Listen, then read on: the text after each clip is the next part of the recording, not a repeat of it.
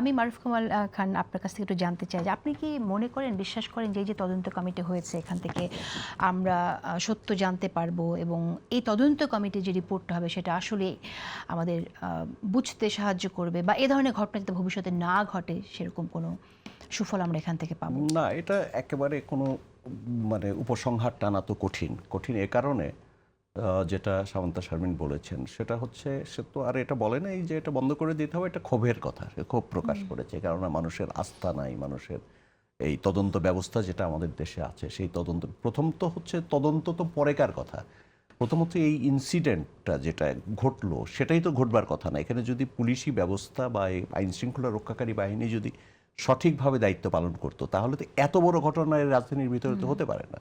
তো এটা তো তারা প্রথমে ব্যর্থ হয়েছে এবং আমরা বোধহয় এই স্টুডিওতেই একদিন আলোচনা করেছিলাম যে পুলিশ বলেছে আমরা করজোরে মিনতি করেছি।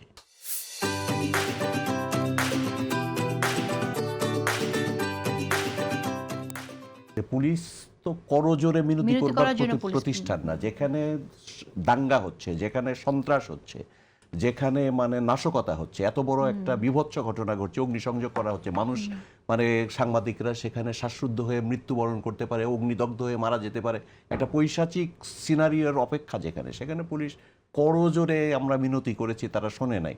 এটা তো খুবই মানে হাস্যকর না শুধু, এটা কি বলা যায়, এই ধরনের মন্তব্য তো আমাদের ক্রোধের উদ্রেক করে।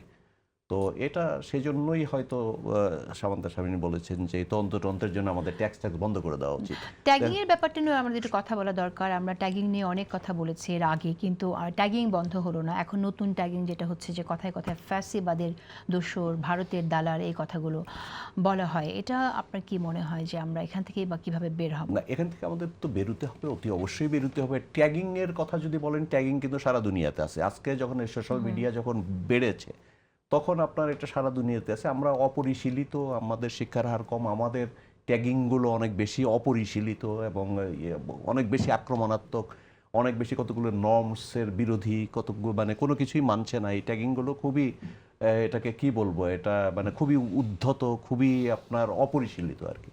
তো সেটা আছে, ট্যাগিং আছে। সে সোশ্যাল মিডিয়াকে আমরা কিভাবে, আমরা তো মূল মিডিয়া নিয়ে কথা বলছি, সোশ্যাল মিডিয়াতে ট্যাগিংগুলো হচ্ছে মূলত সোশ্যাল মিডিয়াতে।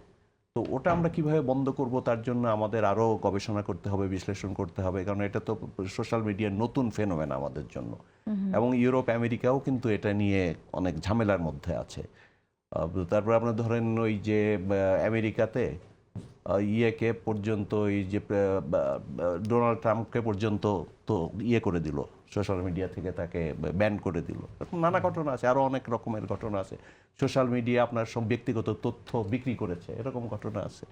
তো এই সোশ্যাল মিডিয়ার রেসপন্সিবিলিটি, সোশ্যাল মিডিয়াকে আমরা কীভাবে সঠিক খাতে প্রভাবিত করতে পারি, এটা সারা দুনিয়াতেই এটা নিয়ে আলাপ আলোচনা চলছে। সেটা আমরা তারাও চেষ্টা করছে, আমরা আমাদের মতো করে আমাদের অবস্থানে থেকে আমরা চেষ্টা করছি। এটা পরিশীলিত হতে, এটা একটা নিয়ন্ত্রণের মধ্যে আনতে হয়তো সময় লাগবে। কিন্তু আমি যে কথা বলছিলাম যে তদন্তের ফলে কি দাঁড়াবে আমরা জানি না, সেটা আমরা অপেক্ষা করবো, যেহেতু তদন্তাধীন আমরা বিষয়। সবসময় দেখি যে তদন্তগুলো প্রভাবিত হয় যারা ক্ষমতায় থাকে অবশ্যই, অতি অবশ্যই হয়। এবং এই জন্য এখন আসলে কি হবে? এখন তো অন্তর্বর্তীকালীন সরকার, এখন ব্যাপার হচ্ছে যে কতগুলো অভিযোগ এসছে। যেমন অভিযোগ এসছে যে এই যে হামলা, হুমকি বা মব, এটার পিছনে রাষ্ট্রের কোনো কোনো অংশের ইয়ে আছে, সমর্থন আছে, মদত আছে, এই প্রশ্নগুলো তো এসছে। সুতরাং এই প্রশ্নগুলো তো কতটা যৌক্তিক, কতটা সঠিক সেটা আমরা জানি না। সুতরাং এটার ফলাফল না আসা পর্যন্ত মানে সুনির্দিষ্ট করে বলে দেওয়া সম্ভব না। আর তদন্তাধীন বিষয়ে যত কম কথা বলা যায় ততই ভালো। আমি যে কথাটা বলতে চাচ্ছিলাম আর কি, সেটা হচ্ছে যে আজকে যে অবস্থাটা সৃষ্টি হয়েছে, এই অবস্থা তো এমনিতে এমনি হয় নাই, অনেক ঘটনার কালমিনেশন এটা। কিন্তু এখান থেকে আমাদেরকে বেরিয়ে আসতে হবে। এখান থেকে বেরিয়ে না আসলে আমরা টিকবো না। ধরুন আপনার একটা কথা আমরা দেখি, এই যে মিডিয়া, মেইন স্ট্রিম মিডিয়া, এই যে আস্থার কথা বললেন একটু আগে, এটা কিন্তু সাংঘাতিক ইম্পর্টেন্ট। মিডিয়ার সবচাইতে বড় সম্পদটা কি আপনি জানেন, আমরা সকলেই জানি। মিডিয়ার সবচেয়ে বড় সম্পদ হচ্ছে তার ক্রেডিবিলিটি, বিশ্বাসযোগ্যতা। এই বিশ্বাসযোগ্য একটা মিডিয়া বিশ্বাসযোগ্য হলেই কিন্তু মানুষ তার প্রতি আস্থা রাখবে। এবং আপনি কিন্তু মিডিয়ার, আমরা স্বাধীনতার কথা যেটা বলি, স্বাধীনতা কিন্তু আপনি তথ্যের ব্যাপারে কিন্তু মিডিয়া বা সাংবাদিক কখনোই স্বাধীন না। তথ্যের ব্যাপারে সে স্বাধীন নয়, সে স্বাধীন হচ্ছে তার কমেন্টসের ব্যাপারে, তার ওপিনিয়নের ব্যাপারে। সে স্বাধীন, যে কোনো ওপিনিয়ন আপনি দিতে পারেন, কিন্তু তথ্যর ব্যাপারে আপনার কিন্তু হাত পা বাঁধা।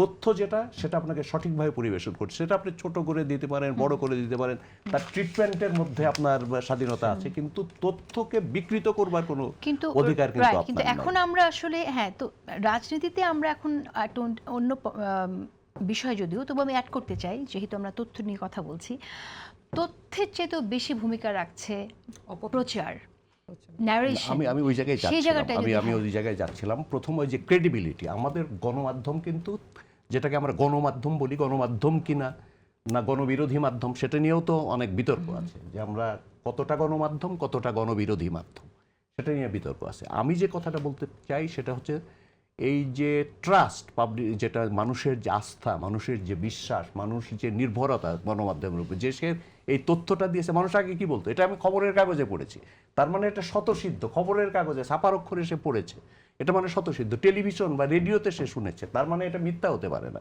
এটা অমোঘ একটা, মানে কোথাও থেকে কোনো একটা মানে সারমন আসছে, মেসেজ আসছে, এরকম মানুষ মনে করছে। এতটা ট্রাস্ট সেটা তো আমরা রাখতে পারিনি। আজকে কি হয়েছে আপনি দেখেন, আমরা যদি পাকিস্তান আমল দেখি, বিভিন্ন সময় দেখি, সংকটকালের দিকে যদি আমরা তাকে, গণমাধ্যম কিন্তু জনমত গঠনে ভূমিকা রাখে, জনমতকে সবচেয়ে বেশি প্রভাবিত করতে পারে গণমাধ্যম। আগে কি হতো, একটা দাঙ্গা হচ্ছে দেশের মধ্যে, সাম্প্রদায়িক দাঙ্গা হচ্ছে, তখন গণমাধ্যম, আপনার নিশ্চয়ই মনে থাকবার কথা বা জানার কথা, যে গণমাধ্যম কিন্তু সম্মিলিতভাবে একটা অভিন্ন সম্পাদকীয় প্রকাশ করেছে। সব গণমাধ্যম এক হয়ে একটা অভিন্ন সম্পাদকীয়, যে একটি সম্পাদকীয়, সেটা সবগুলো সংবাদপত্রে ছাপা হবে। অর্থাৎ আহ্বান থাকবে যে এই সাম্প্রদায়িকতার বিরুদ্ধে কি ছাপা হয়েছিল, সাম্প্রদায়িকতার বিরুদ্ধে রুখে দাঁড়াও পূর্ব পাকিস্তান, তাই না? এটা এক সময় সবাই একই। তার মানে এই যে রুখে দাঁড়াবার, এই যে ঐক্য, এই ঐক্যটা কি এখন সম্ভব বলে আপনি মনে করছেন? আমরা কি সেই আশাটা করতে পারি? সেটা আমরা চাই, ওখানে আমাদেরকে ফিরতে হবে। ওখানে যে কতগুলো, যে আমি আগেই বলেছি, যে নীতিগত কতগুলো, আদর্শিক কতগুলো প্রশ্নে, নীতিগত কতগুলো প্রশ্নে, নৈতিক কতগুলো প্রশ্নে আমাদের কিন্তু এক হতে হবে। এটা না হলে কিন্তু গণমাধ্যম থাকবে না। কেননা গণমাধ্যমের সবচেয়ে বড় যেটা সম্পদ, সেটা ক্রেডিবিলিটি, যে রাস্তা। আজকে কিন্তু এই যে মবের বিরুদ্ধে আমরা কথা বলছি, গণমাধ্যম নিজেই মবের শিকার হচ্ছে। গণমাধ্যম কিন্তু এই মবের বিরুদ্ধে জনমত গড়তে পারছে না। কেন পারছে না? গড়তে পারছে না এ কারণেই যে তার প্রতি মানুষের কনফিডেন্স নাই, আস্থা নাই, তার ক্রেডিবিলিটি নাই। আজকে ক্রেডিবিলিটি থাকলে কিন্তু গণমাধ্যম জনমত তৈরি করতো। আজকে সাংবাদিকদের অবস্থা সবচাইতে খারাপ। তারা কি সবাই এসে বলছে, আসো ভাই আমরা একত্র হই, আমরা দাঁড়াই, কারণ আমরা বিপন্ন হয়ে গেছি। এই যে বিপন্নতা, এই বিপন্নতা তো আমরা তৈরি করেছি, এই বিপন্নতা তো আমরা ডেকে এনেছি। এই বিপন্নতা আমরা, আমাদের যে জনগণের যে আস্থা, পাঠকের যে আস্থা, দর্শকের যে আস্থা, শ্রোতার যে আস্থা, এগুলো তো আমরা নষ্ট করেছি। সুতরাং আমাদেরকে ওইখানে এখানে নতুন যে বিষয়গুলো এখানে যুক্ত হলো, সেটা হচ্ছে এর মধ্যে একটা দেখছি আমরা ফটো কার্ড মহামারী বলা যায় আর কি। সেটাকে আমরা দেখি ফটো কার্ড হলেই সেটা তথ্যটা ভুল তথ্য কিনা, অপতথ্য কিনা যাচাই না করেই সেটাকে প্রচার করা হচ্ছে। আমার মনে হয় যে সেখানে ওই যে আপনার বাজারের ব্যাপারটা চলে আসে, কর্পোরেটের প্রভাব। সাংবাদিকতার আঙ্গিক প্রকরণ নিয়ে একটা বিশদ আলোচনায় তো আমরা এই মুহূর্তে যেতে পারবো না। ধরুন আপনার সাংবাদিকতা, এগুলো হচ্ছে আঙ্গিক প্রকরণ। আজকে কিন্তু একটা ছাপার সংবাদপত্র কিন্তু পুরো সংবাদপত্র নয়। আজকে কিন্তু প্রতিটি সংবাদপত্র যে মাল্টিমিডিয়া, সে কিন্তু মাল্টিমিডিয়া, তাকে কিন্তু অনেকগুলো মিডিয়ার সঙ্গে, টেলিভিশনকে প্রিন্ট মিডিয়ার সঙ্গে কম্পিটিশন করতে হয়, প্রিন্ট মিডিয়াকে টেলিভিশনের সঙ্গে কম্পিট করতে হয়। তারপরে আপনার ইন্টারনেটে আপনাকে মানে একটা এডিশন থাকতে হয়, একটা এডিশন রাখতে হয় সংবাদপত্রের, একটা আপনার ইউটিউবে আপনার একটা চ্যানেল রাখতে হয় সংবাদপত্রের, আপনার এরকম মানে অনেকগুলো। তারপরে ওই যে কি বলে ওটা, টিকটকের মধ্যে একটা রাখতে হয়। তো সংবাদপত্র কিন্তু, এবং এখানে হচ্ছে কম্পিটিশন, টাইমের কম্পিটিশন, অডিও ভিজুয়াল মিডিয়া নিয়ে কিন্তু প্রিন্ট মিডিয়াকে আজকে আসতে হচ্ছে। সুতরাং এই যে কম্পিটিশন, এই কম্পিটিশনটা কিন্তু এখানে সাংবাদিকদের প্রশিক্ষণ দেওয়া হয়নি, কোনটা সঠিক কোনটা বেঠিক। এবং এই কম্পিটিশনগুলো এখন কিন্তু শুরু হয়েছে নতুন, এবং এটাখানে অসুস্থতা আছে। এখানে কিন্তু তথ্য ভেরিফাই করবার এডিটিংয়ের যে সংবাদপত্রের যে এডিটিং হচ্ছে না। একজন মোজো রিপোর্টার, সে একটা ঘটনা কোথাও দেখলো বা শুনলো, সে কিন্তু এটা ফটো কাট করে দ্রুত ছড়িয়ে দিচ্ছে, কিন্তু এটা কিন্তু আচ্ছা, আমি আসবো আবার